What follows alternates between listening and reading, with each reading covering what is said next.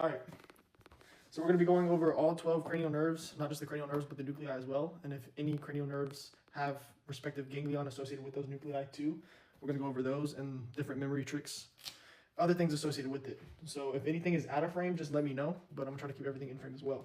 So what I had started doing was cranial nerves 1 and 2, so the olfactory and the optic.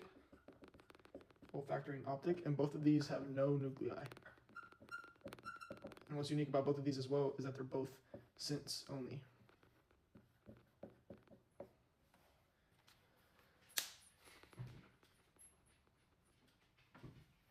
So 1 and 2, no nuclei, sensory only. That gets those two out of the way. So now we're going to be working with 3 through 12 mostly, and a lot of these are going to have only motor nuclei associated with them, but some are going to have sensory nuclei that we're going to have to break down even further. So starting with 3, and whenever we start with 3, we're going to get into it a little bit. So I'll actually probably just end up addressing each cranial nerve by itself right here, unless I have a few that I can fit in, and then I'll just end up erasing as I go. But cranial nerve 3, oculomotor. What's cool about cranial nerve 3 being the oculomotor nerve is that unlike cranial nerves 1 and 2, which were sensory only with no nuclei, cranial nerve 3 actually has 2 nuclei and is both sensory and motor. So the 2 nuclei associated with oculomotor are going to be the oculomotor nucleus and the Edinger-Westphal.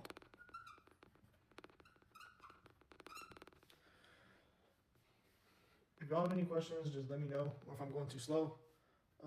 But to start off, I also just want to add some notations down here, just so if anybody comes in later, or that these are here all the time.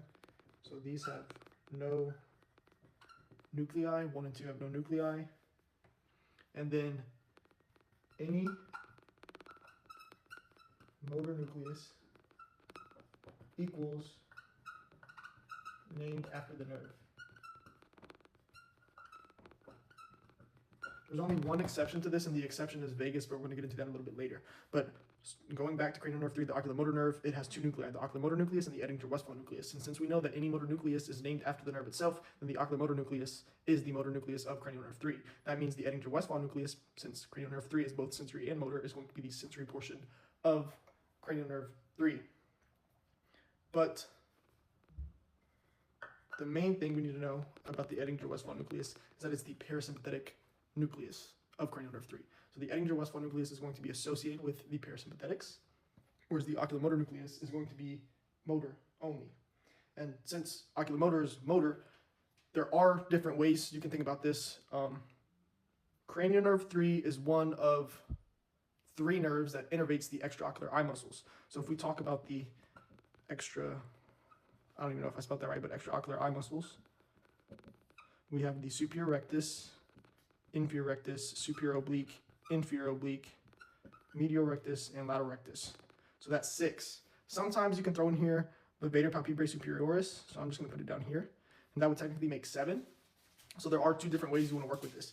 I don't think levator palpebrae superioris is typically considered an extraocular eye muscle, but it's easy to group them in, so I'm going to show it without it being counted as an extraocular eye muscle before I show it counted in. And if we talk about it as not one of the extraocular eye muscles, then we only have 6 extraocular eye muscles. We have 4 recti and 2 obliques. Now, the oculomotor nerve and the oculomotor nucleus of the oculomotor nerve is going to be what innervates 4 out of the 6 extraocular eye muscles. And the 4 out of the 6 extraocular eye muscles that the oculomotor nucleus of the oculomotor nerve innervates is going to be superior rectus, inferior oblique, and medial rectus. So these 2 plus this and the inferior oblique are all attributed to cranial nerve 3, specifically that oculomotor nucleus. Now the reason I like to throw the levator palpebrae superioris in here is because the levator palpebrae superioris does have an innervation by cranial nerve 3. Now levator palpebrae superioris, whenever we talk about it, it has an upper bank and a lower bank. Upper bank, lower bank. And the upper bank is going to be innervated by cranial nerve 3, but the lower bank is going to be innervated by the superior cervical ganglion off the sympathetic trunk.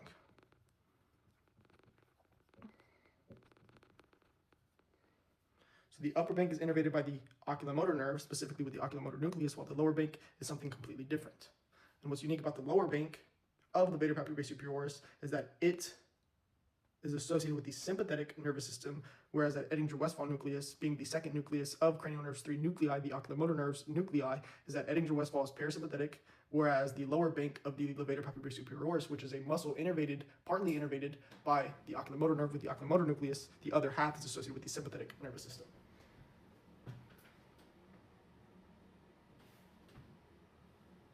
Is the speed going fine? Everything's good? Everything's chilling? Is it easy to follow?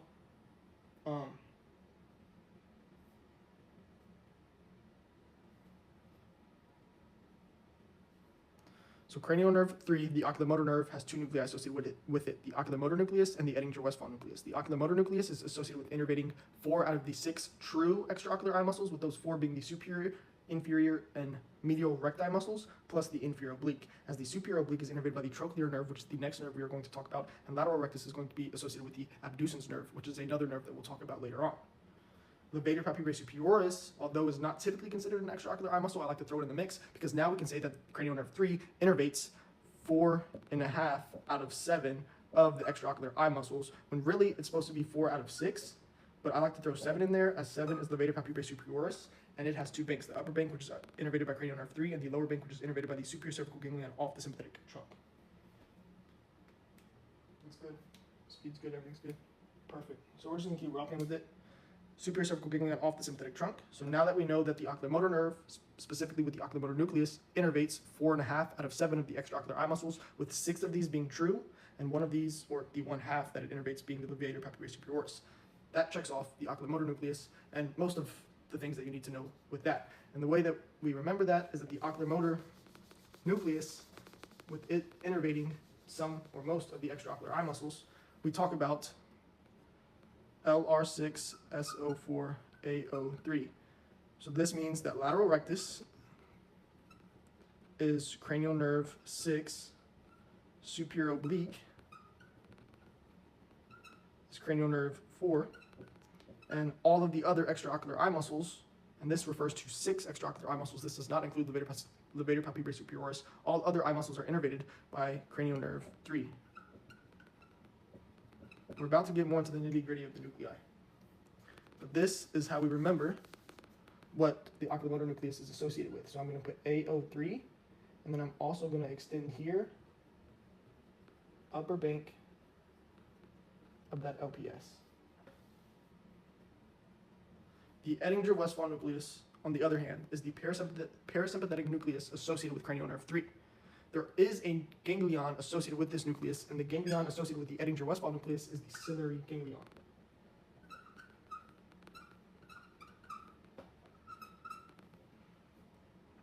And what this Edinger-Westphal nucleus is going to be associated with innervating, because of the parasympathetic sphincter pupillary,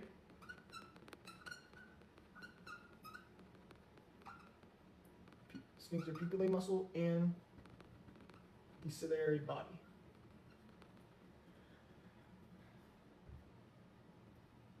There is something that I'm going to circle back to with the levator papillary superioris, because I do want to talk about Horner syndrome and how damage to the superior cervical ganglion off the sympathetic trunk, which innervates the lower bank of levator papillary superioris, would lead to Horner syndrome, and I kind of want to explain some of that. But before we do that, we needed to come here. And actually, one of the things that I want to do while I'm here is talk about the ciliary body, because the ciliary body is innervated by both the parasympathetic, well, the ciliary body is manipulated or controlled by both the sympathetic and the parasympathetic nervous systems. So if we talk about the ciliary body being controlled by the parasympathetic nervous system and the sympathetic nervous system, the way we're going to remember it is that the PNS, your lens becomes round to read, whereas the sympathetic nervous system, the lens becomes flat for far, flat to see far. So the parasympathetic nervous system makes the lens round for near vision to read.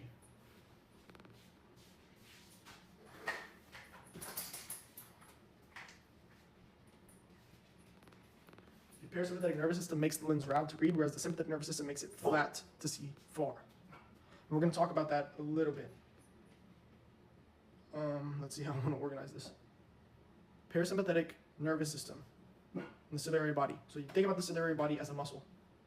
And there is a sequence of events to allow us to make the lens round to read, associated with the parasympathetic nervous system, and to make the lens flat to see far with the sympathetic nervous system.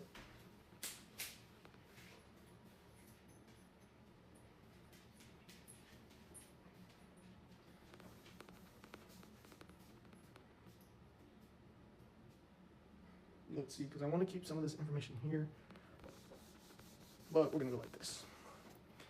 So the parasympathetic nervous system and the sympathetic nervous system. I'm going to put round and read. I'm going to put flat and far.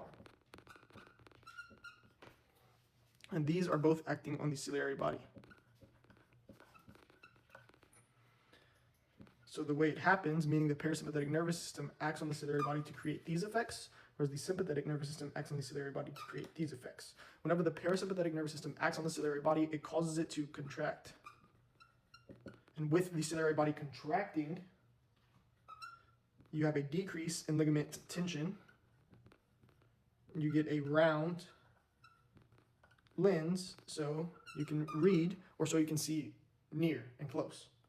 Whereas whenever the sympathetic nervous system acts on the ciliary body relaxes, and that increases the ligament tension,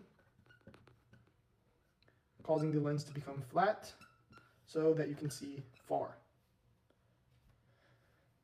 So it seems like a relatively simple concept, but there are a few things embedded within this that make it a little bit weird. Reason being, the ciliary body is acted upon by the parasympathetic and sympathetic nervous systems. Whenever the parasympathetic nervous system acts on the ciliary body, it causes it to contract. But contraction of the ciliary body creates relaxation of the ligamentum tension, which in turn creates the lens round to read and see near.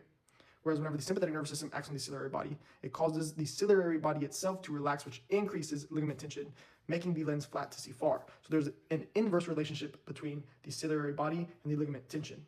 And if you can understand that inverse relationship, it will allow you to work out what happens with each nervous system acting on the ciliary body. So if you remember that the ciliary body and the ligament tension have an inverse relationship as one thing, and then all you have to do is remember how the ciliary body responds to each nervous system input. So with the parasympathetic nervous system, the ciliary body contracts, and because it contracts, the ligaments relax. Because the ligaments relax, the lens gets round to see near or to read a book, and vice versa with the sympathetic nervous system. So I just wanted to clear that up before we went too far into anything.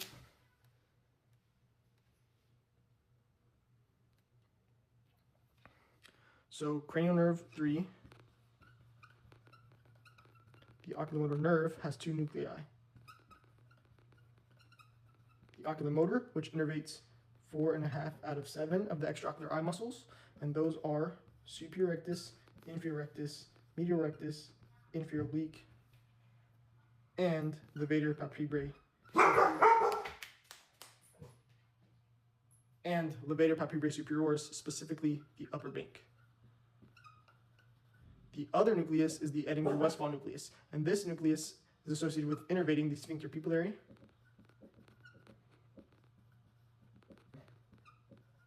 plus the ciliary body. And because the Edinger-Westphal nucleus is a parasympathetic nervous system nucleus, and therefore because the Edinger-Westphal nucleus is parasympathetic nervous system, is associated with the parasympathetic nervous system, whenever the Edinger-Westphal nucleus of cranial nerve 3 acts on the ciliary body, we're going to get a round lens to read, round lens to read. And what we needed to talk about a little bit with the levator palpebrae superioris and the sphincter pupillae muscle kind of comes into this, because the sphincter pupillae muscle is associated with the Edinger-Westphal nucleus, which is the parasympathetic nervous system of cranial nerve 3. We're really going to hone in on the sympathetic portion of levator palpebrae superioris. This concludes cranial nerve 3, except what we're about to talk about with levator palpebrae superioris, because this ties back into it, because cranial nerve 3 innervates the upper bank of the levator palpebrae superioris. So LPS, 2 innervations. I'm going to put upper bank, lower bank. This is cranial nerve 3, and this is the superior cervical ganglion off the sympathetic trunk.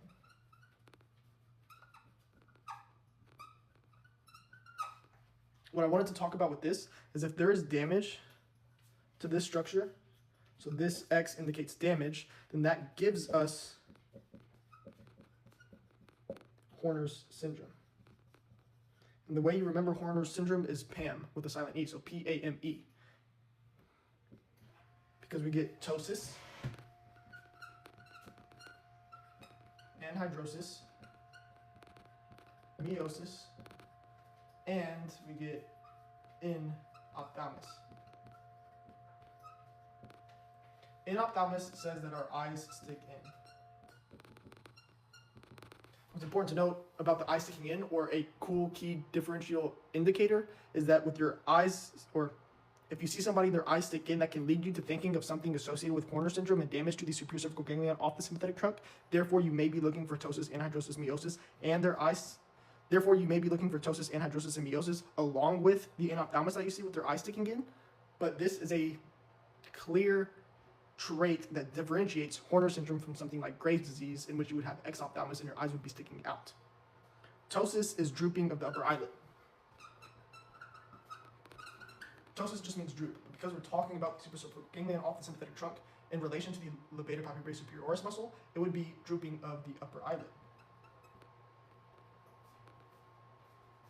Anhydrosis is more like sweating, and then meiosis is constriction.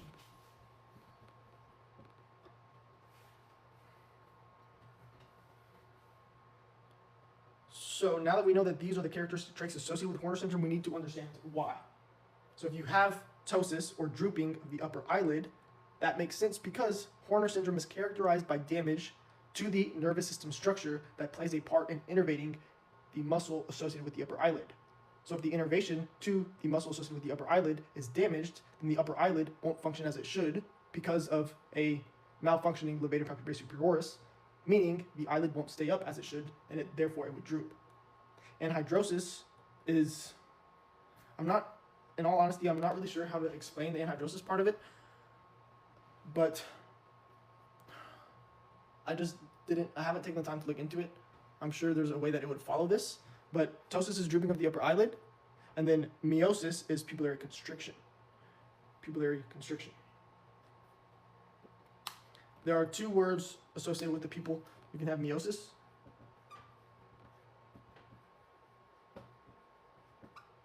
or you can have mydriasis. And the way you can remember this, you can think meiosis, so it constricts. You can attribute the O's with each other, or you can think mydriasis is a bigger word. Therefore, the pupil is bigger.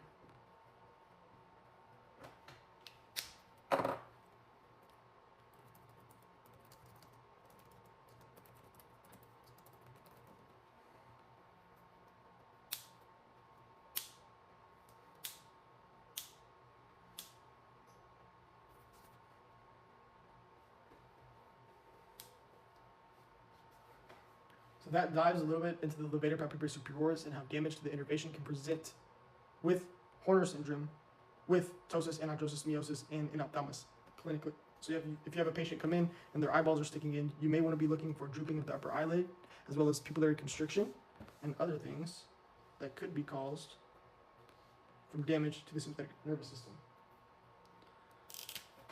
Next, we're going to go, this is going to be quick because the trochlear nerve and the abducens, so cranial nerve 4 and cranial nerve 6,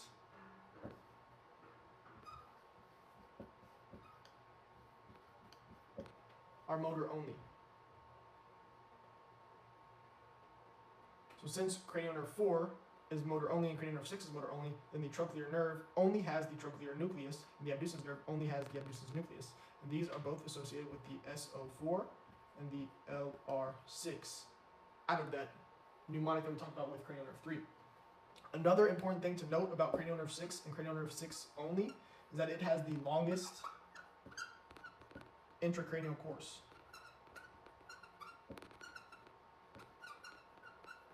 It is therefore associated with leptomeningitis.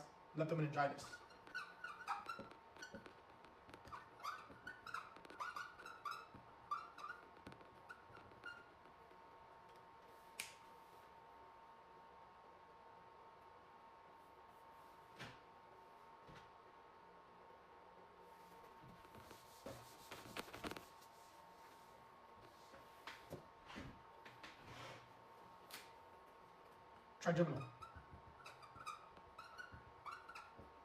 This is trigeminal nerve, which is cranial nerve 5. This is where we start getting into a lot of it. So the trigeminal nerve has 4 nuclei associated with it. The 4 nuclei, let's try to start using different colors so we're not just staring at black the whole time. I'll use black for the motor nucleus. So it has the trigeminal nucleus.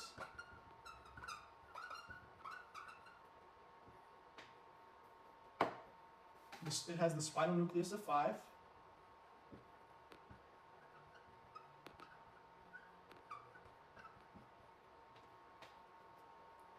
And then it has the mesencephalic nucleus and the principal pontine nucleus.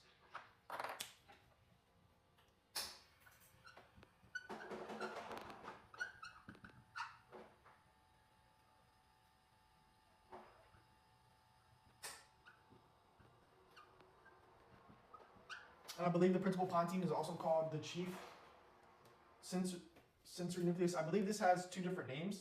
I don't know them off the top of my head, but I like to remember principal pontine. That's just what's stuck with me. But the trigeminal nerve has these 4 different nuclei associated with it. And we need to start talking about each of them. So the trigeminal nucleus is obviously the motor nucleus. And what is the trigeminal nerve innervate?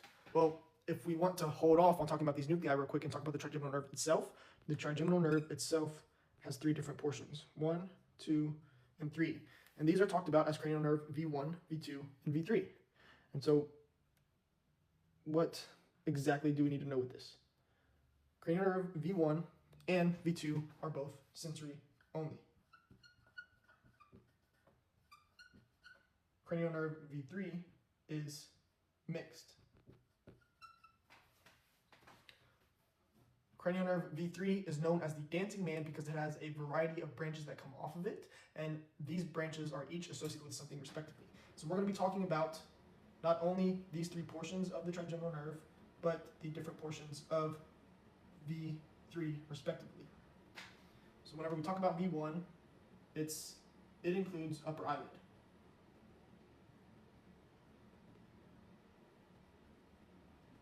V2 equals lower eyelid, upper lip, and V3 sense equals lower lip. It's the easiest way to remember that. And the only other nerve that provides sensory innervation to the face besides the trigeminal nucleus is the greater auricular nerve.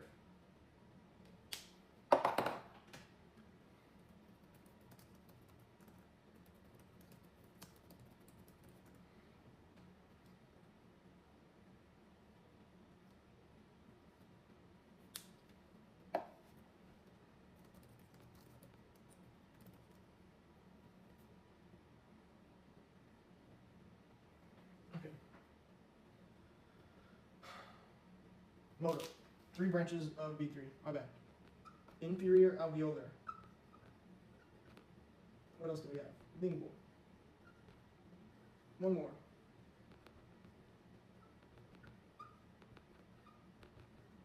These are the 3 key branches associated with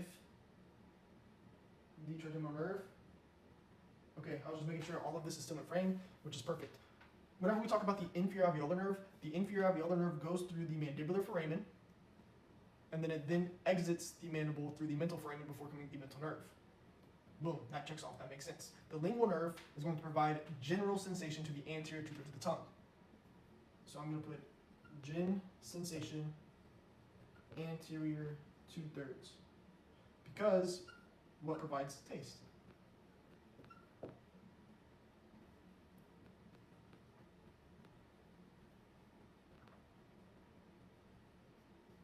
Cortitivity nerve, which is a branch off of cranial nerve 7.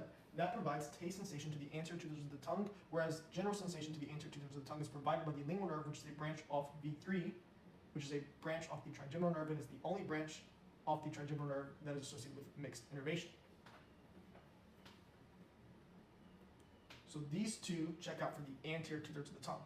We may as well go ahead and talk about this as well.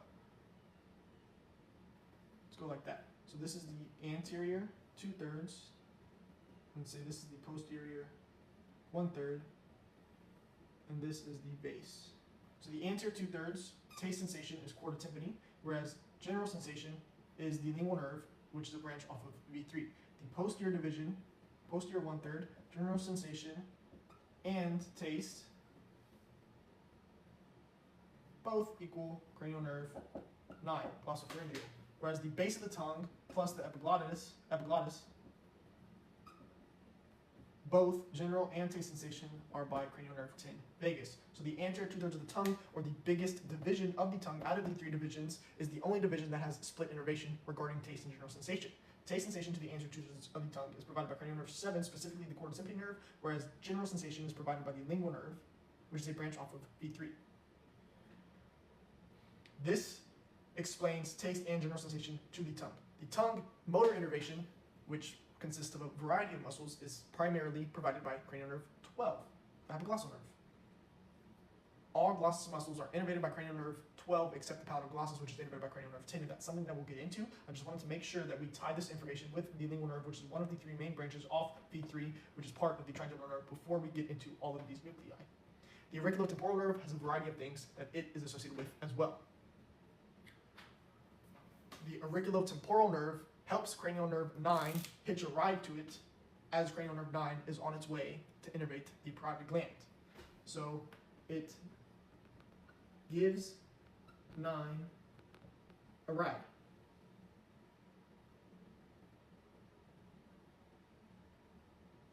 It gives cranial nerve 9 a ride to the parotid gland.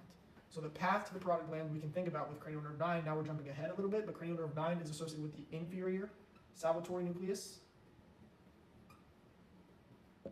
And it's also associated with the otic ganglion.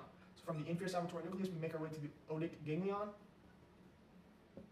Then from the otic ganglion, on our way to the parotid gland, we hitch a ride with the auriculotemporal nerve, which is a branch off of V3.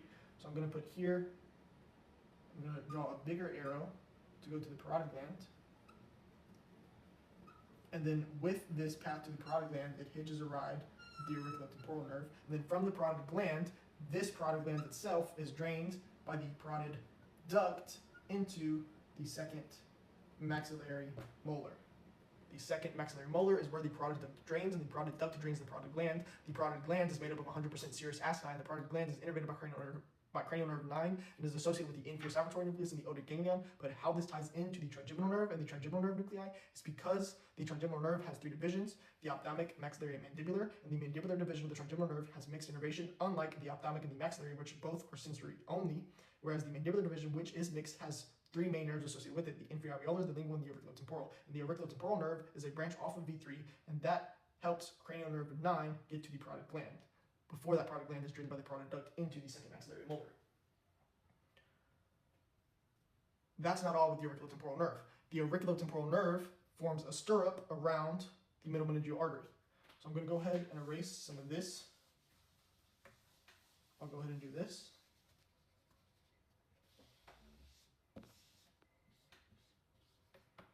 I'll just put this here.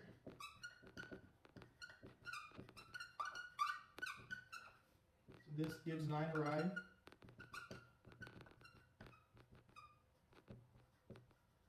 To the parotid gland, it forms a stirrup around the middle meningeal artery. The middle meningeal artery goes through foramen spinosum, so you could even attach this to a question such as: the arterial structure that goes through this bony foramen in the skull is surrounded by which nerve? And that would be the auriculotemporal nerve, because most likely the skull foramen that we would be talking about is foramen spinosum, because that has to be the foramen that we are talking about if we are referring to the middle meningeal artery and trying to get to the auriculotemporal nerve. Another way that same thing could be asked, right, is let's say we're talking about foramen spinosum, and we ask which foramen of the skull is associated with the structure that wraps around what passes through here. Let me say that again. Which foramen of the skull is associated with the structure that surrounds what passes through here? So the structure that surrounds what passes through here. So we first have to know what that foramen is, and if it's foramen spinosum, then the next thing to note is what passes through the middle meningeal artery. What structure surrounds it? The auriculotemporal nerve. What is the auriculotemporal nerve off of V3? What skull foramen is associated with V3?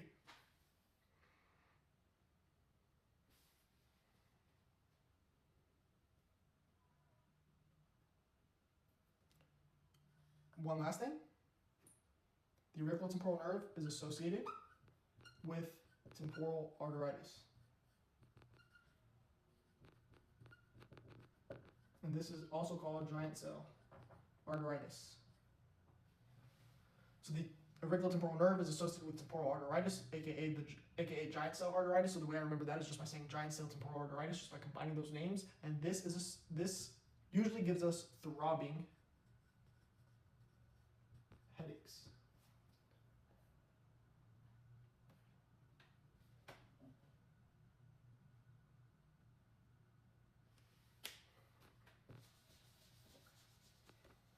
We keep going on all these little side tangents. I hope the side tangents are helpful. I just want to make sure that we do a comprehensive overview of everything cranial nerve related if we're going to be going over the cranial nerves already.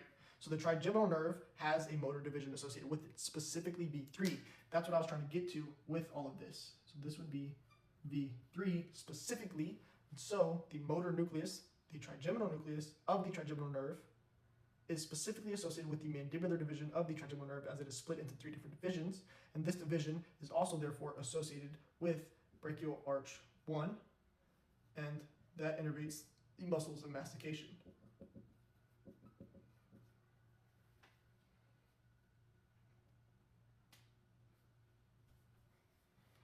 You have 8 muscles of mastication, 4 main and 4 accessory. The 4 accessory muscles of mastication include the anterior belly of the digastric, the mylohyoid, the levator valley palatini is not one of them, but its brother is. So you have the anterior belly of the digastric, the mylohyoid, the tensor tympani, and the tensor veli palatini. Tensor veli palatini is the only veli palatini muscle associated with brachial arch 1 as an accessory muscle of mastication. Anterior belly of the digastric, mylohyoid, tensor tympani, and tensor veli palatini. These are all associated with brachial arch 1 as accessory muscles of mastication, whereas the levator valley palatini, which is the brother of tensor veli palatini, is actually associated with brachial arch 4. But we'll get into that later. The 4 main muscles of mastication include the masseter, the medial and lateral pterygoids, and the temporalis muscles. Some of them have shared specific actions, but some of those are different. The masseter and the medial pterygoid both elevate and protrude the jaw. The lateral pterygoid depresses and protrudes the jaw, and the temporalis elevates and retracts it.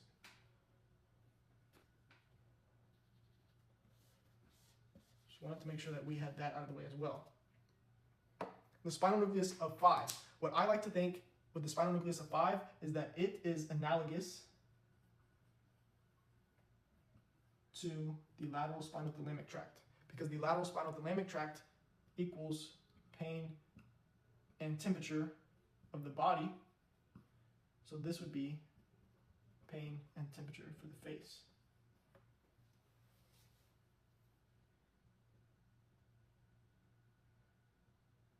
And the way you remember this, not necessarily is it pain and temperature of the face. This helps you make the relation to the lateral spinal thalamic tract, but the way that you remember which specific cranial nerves are associated with the spinal nucleus of 5 is by general sensation of the tongue.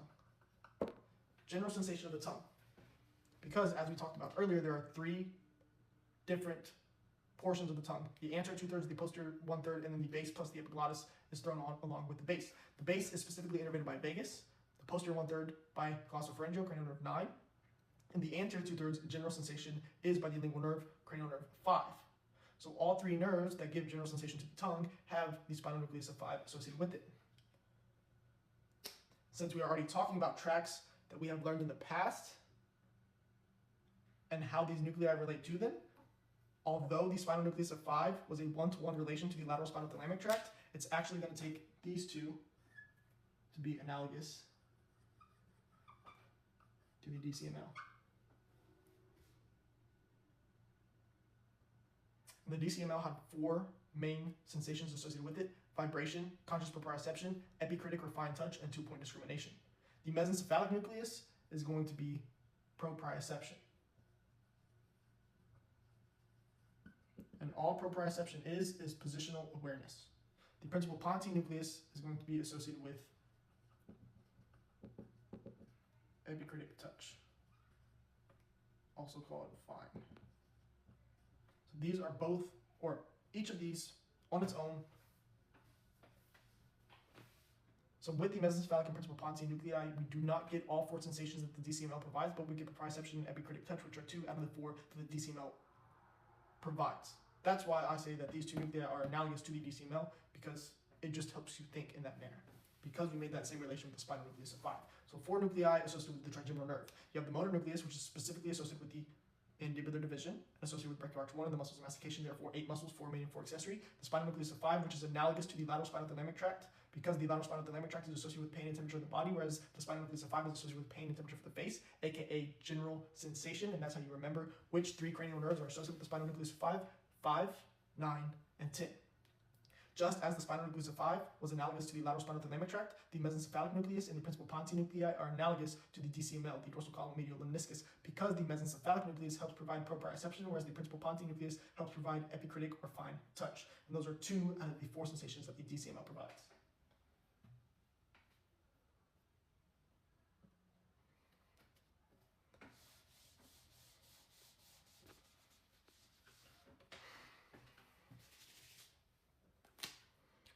Now we have the facial nerve, which is cranial nerve 7. Facial nerve, cranial nerve 7.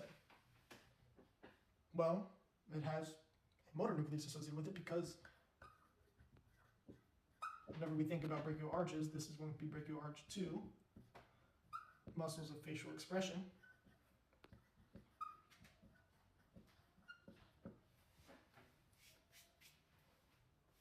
But not only brachial arch 2 and the muscles of facial expression, it also innervates the stapedius muscle.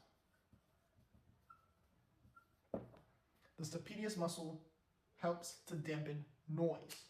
We know that cranial nerve 7 enters or goes through the internal acoustic meatus.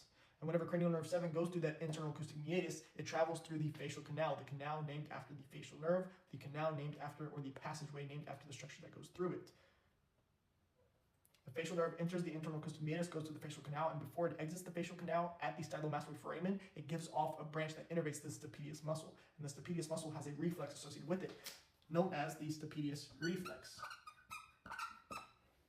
The stapedius reflex has 4 nuclei and 2 nerves associated with it. 4 nuclei, 2 nerves. The 2 nerves, cranial nerve 8 and 7, obviously. Cranial nerve 8 is the cochlear nerve.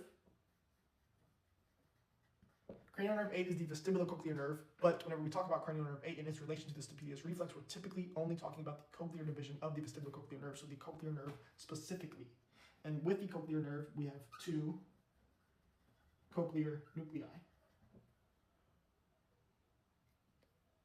The facial nerve, and therefore the facial nucleus, but also, so we're going to go here, that's 2 nuclei, then we have 1 here, that's 3 nuclei, then we have the superior olivary nucleus.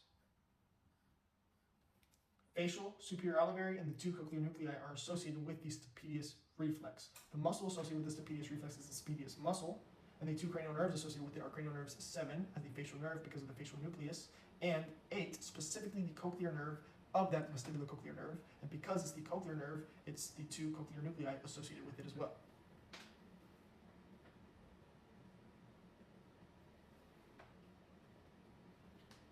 That checks off the facial nucleus, but we also have 2 other nuclei associated with the facial nerve. We were talking about the salvatory nucleus earlier, but we were specifically talking about the inferior salvatory nucleus earlier. The other salvatory nucleus, because we have an inferior, is going to be the superior. The superior salvatory nucleus, 3 glands, 2 ganglion. 3 glands, 2 ganglion.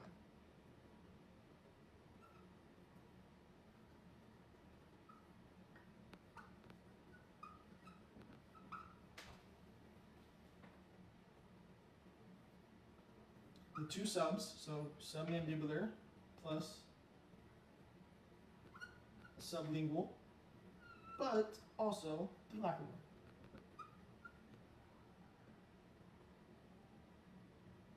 Three glands, 2 ganglion. We have the submandibular ganglion, which these 2 glands are associated with, and then we have the pterygopalatine ganglion, which is associated with the lacrimal gland. 3 glands, 2 ganglion. Submandibular gland, sublingual gland, and the lacrimal gland, and the submandibular ganglion as well as the pterygopalatine ganglion, respectively.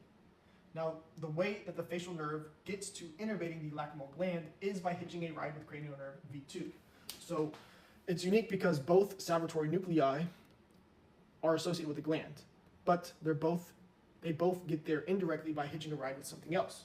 So cranial nerve, the pathway of this specifically is cranial nerve 7, the superior salivatory nucleus, and then from that superior salivatory nucleus we go to this pterygopalatine ganglion, and then as we go to the lacrimal gland, it hitches a ride with V2. This is unique. There's a lot of nuance to it because although cranial nerve V2, the maxillary division of the trigeminal nerve, which is sensory only because the trigeminal nerve has 3 divisions, ophthalmic and maxillary, which are sensory only, and the mandibular, which is mixed. But I got sidetracked with that. The lacrimal nerve is actually innervated by cranial nerve 7 and V1. So the lacrimal nerve itself has 2 nerves, 7 and V1. And that's what allows for a little bit, or that's what causes a little bit more nuance to be here, is because the lacrimal gland, although it's innervated by cranial nerve 7 and V1, V2 is how cranial nerve 7 gets there. So cranial nerve 7 begins with the superior salivatory nucleus, and then after passing through the superior salivatory nucleus, we go to the pterygopalatine ganglion, and before we get to the lacrimal gland, from that ganglion, we hitch a ride with cranial nerve V2.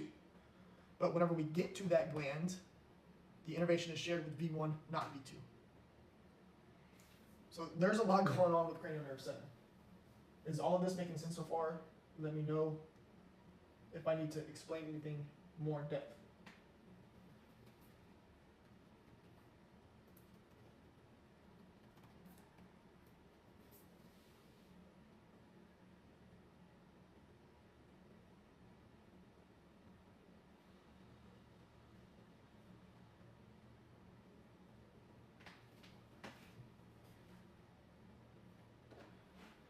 All right, facial nerve, 3 nuclei. There's still a nucleus that we have to go over, but we needed to make sure to go over everything associated with those 2 nuclei that we just talked about. To give a brief overview, facial nucleus is associated with the facial nerve. The facial nucleus is associated with brachial arch 2, as it is associated with the muscles of facial expression. But not only the muscles of facial expression are associated with brachial arch 2, but the facial nucleus is the motor nucleus of the facial nerve, and another muscle associated with the facial nerve, and therefore the facial nucleus is the stapedius muscle. The stapedius muscle helps to dampen noise, and it helps dampen noise because there's a reflex associated with it called the stapedius reflex. And with this stapedius reflex, there are 4 nerves. Since the last live cut off, I was doing a recap of the facial nerve and the nuclei associated with it. The facial nucleus is the motor nucleus associated with the facial nerve. And because this is the motor nucleus, it is associated with the muscles of facial expression, which are associated with brachial arch 2. These are not the only muscles that the facial nerve and facial nucleus is therefore associated with, as the facial nucleus and the facial nerve are both also associated with innervating the stapedius muscle. The stapedius muscle helps dampen noise, and the way it helps do that is because it has a reflex associated with it called the stapedius reflex. And with this reflex, we have 4 nuclei and 2 nerves associated with it. The 2 nerves are cranial nerve 7, as we can see, and cranial nerve 8. Cranial nerve 8 is the vestibulocochlear nerve, but with this reflex, and we're talking about dampening noise, it's specifically going to be the cochlear nerve out of that vestibulocochlear nerve. So the cochlear division of that vestibulocochlear nerve, and therefore the 2 cochlear nuclei associated with that cochlear nerve out of that vestibulocochlear nerve. So 2 cochlear nuclei plus the superior olivary nucleus and the facial nucleus conclude the 4 nuclei associated with the stapedius reflex, and then we talked about the 2 nerves, 7 and 8. The facial nerve also is associated with the superior salivatory nucleus. The superior salivatory nucleus is associated with 3 glands and 2 ganglion. The 3 glands are the submandibular, sublingual, and lacrimal, and the 2 ganglion are the submandibular ganglion and the pterygopalatine ganglion. The submandibular ganglion is associated with both the submandibular and the sublingual glands, whereas the pterygopalatine ganglion is associated with the lacrimal gland. The lacrimal gland is innervated by 2 nerves, 7 and V1, the ophthalmic division of the trigeminal nerve. The way in which cranial nerve 7 and the superior salivatory nucleus are associated with innervating the lacrimal nerve is because the superior salivatory nucleus fibers run to the pterygopalatine ganglion, and before they get to the lacrimal gland to provide that cranial nerve 7 innervation there, it hitches a ride with cranial nerve V2, which is a little odd because the other innervation of the lacrimal gland is V1. But the last nucleus we're going to be talking about with the facial nerve, or cranial nerve 7, is going to be the solitary nucleus. Solitary refers to taste. Therefore, we know that this is directly going to relate to the chorda tympani nerve, which is the anterior 2/3 of the tongue.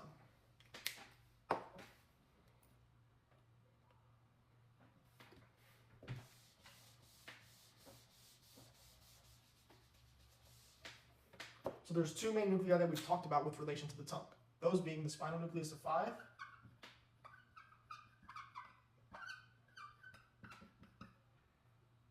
and the solitary nucleus.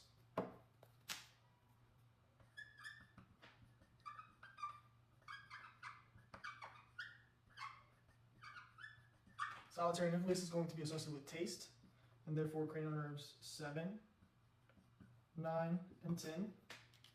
Whereas the spinal nucleus of 5 is going to be associated with general sensation, and therefore cranial nerves 5, 9, and 10.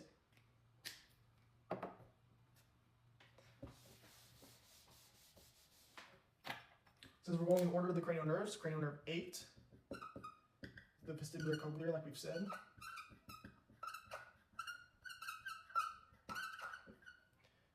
So there's a vestibular division and a cochlear division. There's 2 nuclei associated with the cochlear division, and there's 4 nuclei associated with the vestibular division. And that's because C before B and 2 before 4.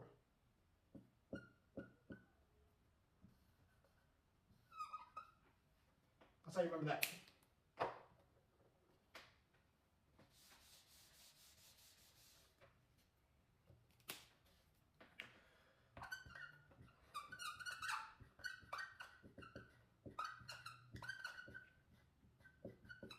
Next, we have the glossopharyngeal nerve, cranial nerve 9. Now, there are 4 nuclei associated with cranial nerve 9, but that's not to stress because we've already been over 3 of them. So there's only one more to add that we have not talked about. We've talked about 2 of them directly. We've talked about 2 of them directly because one is the spinal nucleus of 5.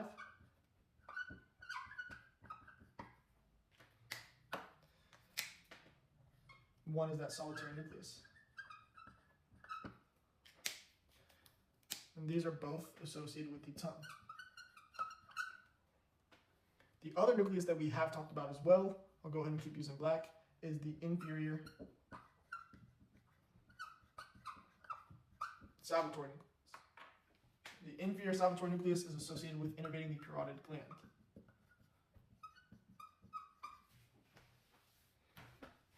It's associated with the otic ganglion. The last nucleus associated with the glossopharyngeal nerve is going to be nucleus ambiguus.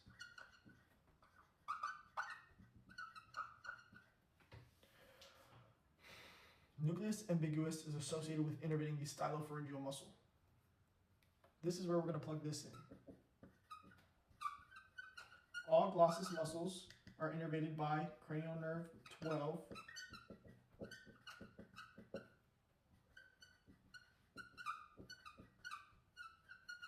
except palatal-glossus. This is going to come into play with the next cranial nerve with vagus as well, but I wanted to hone in on the fact that there is a small relation here. All glossus muscles are 12 except palatal-glossus, and then whenever we think about palato, most palato, what I would say is pharyngeal, equal vagus. Typically, they can have spinal accessory, which is cranial nerve 11, and they can't have 9, but what I wanted to talk about here is that although all glossus muscles are innervated by the hypoglossal nerve, cranial nerve 12, except palatal-glossus, most pharyngeal muscles are innervated by vagus, except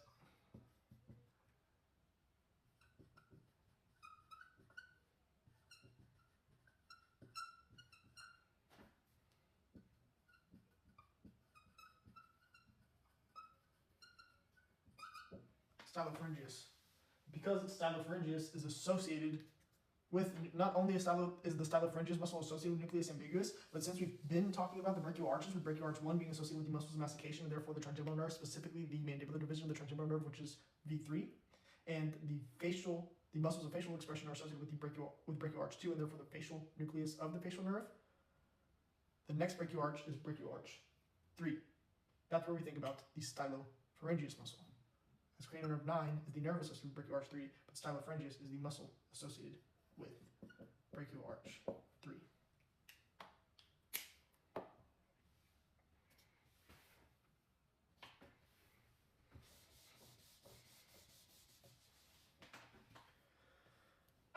Then we have vagus, right? So vagus is the big one. Vagus is the big one. It's nicknamed the greatest wanderer. Vagus has 4 nuclei associated with it as well. But just like the glossopharyngeal nerve, we've already been over at least 2 of them.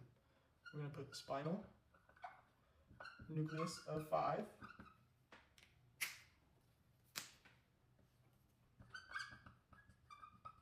The solitary nucleus once again, because these are both with the tongue.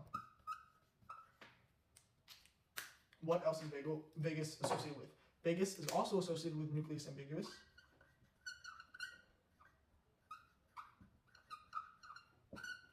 And nucleus ambiguous, there's a pattern that's associated.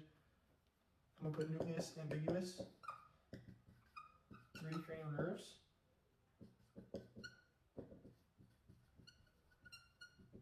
All in succession. There's a few ways that can help you remember this, because nucleus ambiguous is associated with 3 cranial nerves and they're all in succession. But whenever you think about nucleus ambiguous, the first thing that you should make come to mind is the fact that it is related to brachial arch 3 and therefore cranial nerve 9. So if you know that nucleus ambiguous is associated with 3 cranial nerves all in succession, and one of the first cranial nerves you think about, or the first cranial nerve you think about with nucleus ambiguous is cranial nerve 9 because of brachial arch 3, because these 3 go together, then you'll know it's 9 through 11, with 10 obviously in the middle of that. The nucleus ambiguous, specifically with vagus, this is how it's associated with innervating the SA node.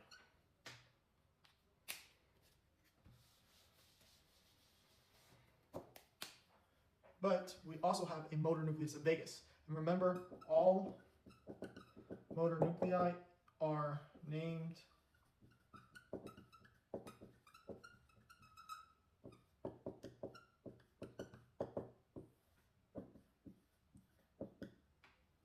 except the dorsal motor nucleus of 10. The dorsal motor nucleus of 10 is the motor nucleus associated with vagus, which is cranial nerve 10, and it's the only one that breaks the rule of all motor nuclei being named after the nerve itself. So the dorsal motor nucleus of 10.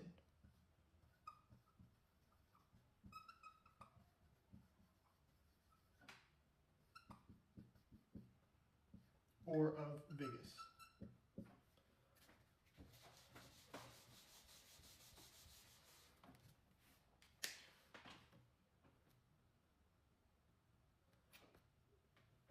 So we have 2 more to go over. The spinal accessory nerve and the hypoglossal nerve, and I can fit all of them right here. So spinal accessory,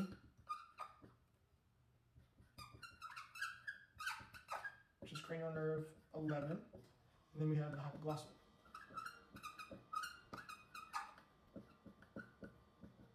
which is 12. Spinal accessory, it's easy to think of both of these as their motor, because this has the hypoglossal nucleus, which is all glossus,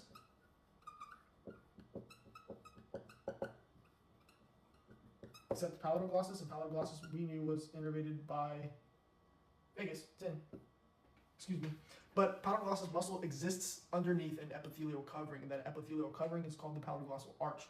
So whenever we think about the tongue and the soft palate, with this being the uvula, there is an arch that comes here.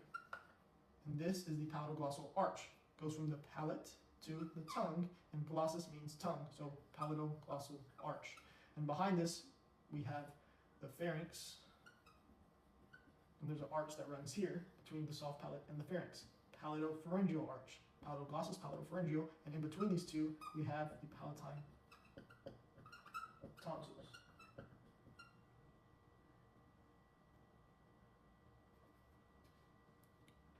This has a few implications, because if you think about the palatine tonsils, if I were to ask you, what is the innervation to the structure that sits just anterior to the palatine tonsils, you'd immediately have to think vagus. It would be easy to think hypoglossal, because hypoglossal is 12, and the biggest structure that sits in front of the palatine tonsils is the tongue. But you have to know that palatoglossus is the exception to all glossus muscles being innervated by the hypoglossal nerve, and therefore that would cause you to think of vagus instead of hypoglossal. And there's a few ways to play with that. So you can talk about the arch that sits anterior to this structure and what is its innervation, or the arch that sits posterior to this structure and what is its innervation. That would be the palatopharyngeal arch, which, so like, there's a few different ways that could go. Regardless, both of those arches are covered or associated with the same epithelium, and that is non-keratinized stratified squamous epithelium.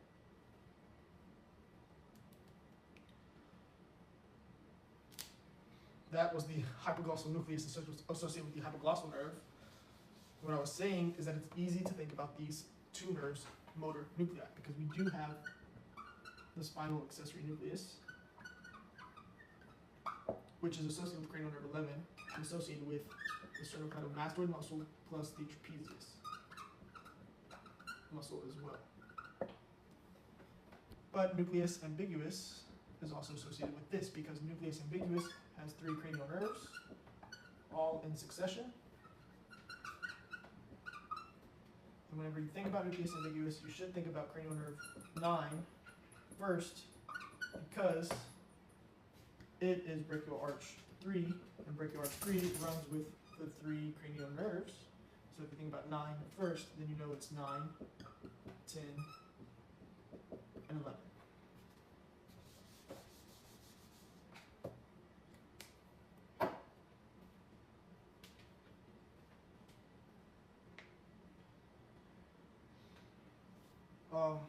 That's really most of what I had planned. What I wanted to go over was all those nuclei.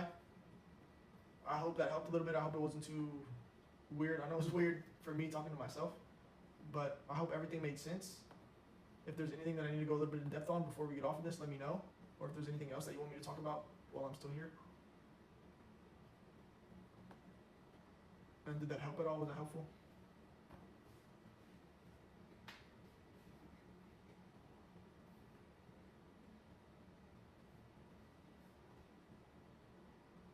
Otherwise, we're chilling. And that would be it.